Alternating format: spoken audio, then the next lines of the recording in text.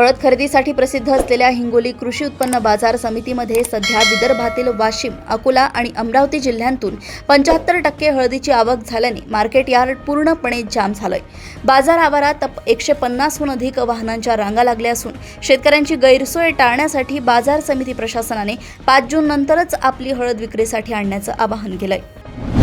परभणी जिल्ह्यात सोमवारी सायंकाळी झालेल्या जोरदार वादळी वाऱ्यामुळे पोखर्णी, इंदेवाडी आणि वडगाव सुकरे या 3 गावांतील तब्बल 200 एकर क्षेत्रावरील केळीच्या बागा जमीनदोस्त झाल्या आहेत। काही दिवसांतच ही केळी बाजारात विक्रीसाठी येणार असल्याने शेतकऱ्यांचे मोठे आर्थिक नुकसान झाले असून तालुका कृषी अधिकारी VS नांदे यांच्या मार्गदर्शनाखाली नुकसानीचे पंचनामे सुरू आहेत। मुदखेड तालुक्यात डिझेल टंचाई, खतांचे सक्तीचे लिंकिंग आणि पीक विमा मंजुरीतील अडथळ्यांविरोधात युवक काँग्रेसचे जिल्हाध्यक्ष बालाजी गाढे यांच्या नेतृत्वाखाली शेतकऱ्यांनी तहसील कार्यालयावर भव्य एल्गार मोर्चा काढला।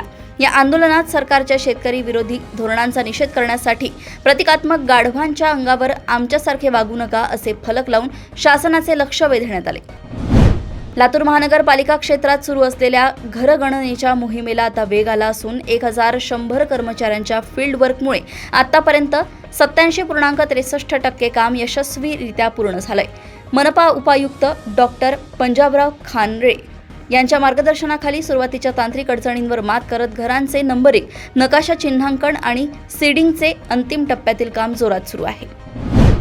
धाराशिव जिल्ह्यात गेल्या 2.25 वर्षात एकूण 685 प्राणांतिक आणि अत्यंत गंभीर अपघातांच्या घटना घडल्याची काळजाचा थरकाप उडवणारी अधिकृत आकडेवारी समोर आली आहे। 2024 मधील 303 घटनांच्या तुलनेत 2025 मध्ये 379 भीषण घटनांची नोंद झाली असून पोलिसांनी 90% गुन्ह्यांचा छडा लावला असला तरी अजूनही 63 प्रकरणांचा तपास प्रलंबित आहे।